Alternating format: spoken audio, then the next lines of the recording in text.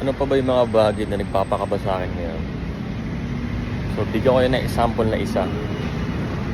So, kaka-basketball ko, hindi ko naman talaga gustong sumali sa liga. Gusto ko lang mag-basketball. Gusto ko lang magpalakas ng katawan. So, yung mga sinasamahan ko sa basketball, meron silang sasaliang liga. So, basically, sasali ako doon. Makakasali ako sa kanila. Ngayon, unang liga ko to.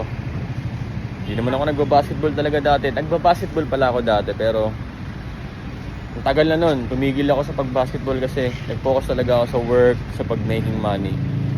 Ngayon, sasali ulit ako sa liga, February yun. So, nakakakaba to. Diba? Nakakaba siyang gawin na sumali ulit sa liga kasi maraming tao dun eh. Yung mga kalaban mo dun magaling. Pero, ikaka-improve ng laro ko to.